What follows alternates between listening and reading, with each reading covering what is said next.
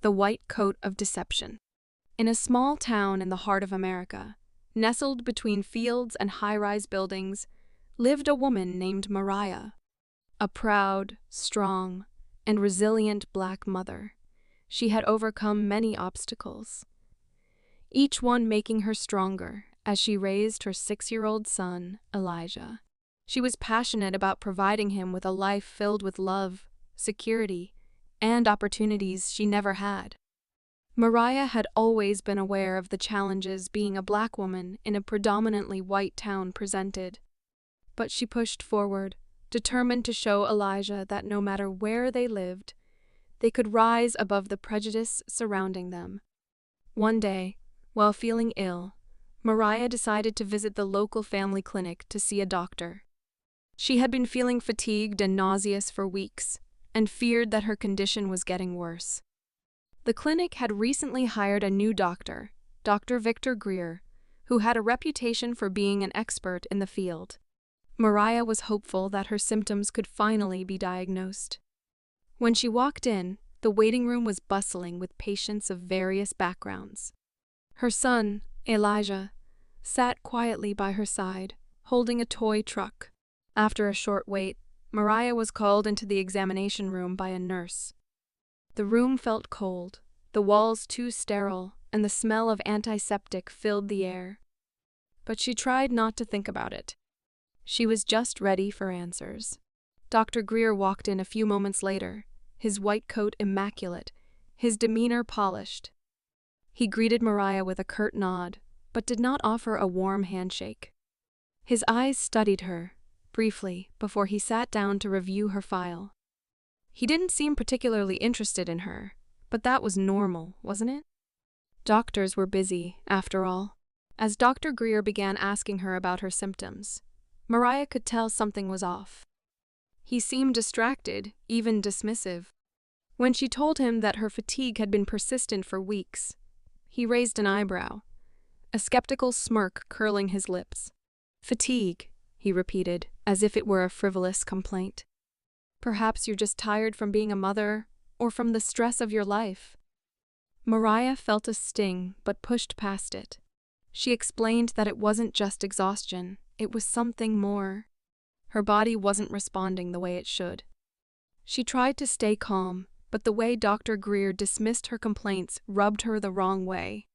"You don't think it's anything serious, do you?"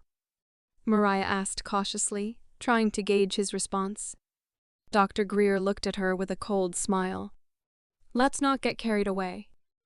It's probably just a little hormonal imbalance. You know, Black women sometimes struggle with these things. High blood pressure, diabetes.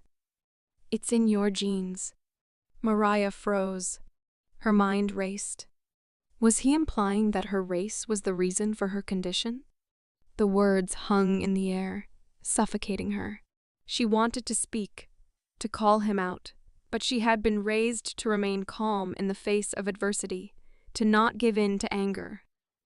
But this was different. She had worked hard to be heard, to matter, and now this man, this doctor, was demeaning her and her race in the most casual, insidious way possible. "Excuse me?" she said, her voice shaking with anger. "Did you just say that my race determines my health?" Dr. Greer didn't flinch. "I'm simply saying that certain conditions are more prevalent in certain demographics. It's science. Black women have a higher rate of these issues, and maybe that's why you're feeling the way you are." Mariah's blood boiled, but her son, Elijah, who had been quietly observing, suddenly stood up. "That's not true," he shouted. "My mom is strong and healthy, and no one can say what she can and can't do." Dr. Greer was momentarily taken aback by the child's outburst, but instead of backing down, he simply smirked. "And how old are you, young man? Are you a doctor now?" Mariah felt a deep sense of humiliation, but also a surge of protectiveness for her son. She could no longer tolerate the insults. "No, I'm not a doctor, but I know when I'm being disrespected. You've just made a racist generalization about me, and I'm not going to stand for it. The tension in the room was palpable. Dr. Greer tried to regain control. Look, I didn't mean anything by it. But Mariah was done. You don't get to dismiss me like that. You don't get to use my race as a reason to invalidate my health. I want a different doctor. Now. She stood up, gathered Elijah in her arms, and marched toward the door. Dr. Greer attempted to apologize, but Mariah wasn't listening. She was already planning to file a complaint, and, if necessary, take legal action. The system had failed her before, but she wasn't going to let it happen again. As she left the clinic, Mariah's heart pounded, but there was something else, something powerful.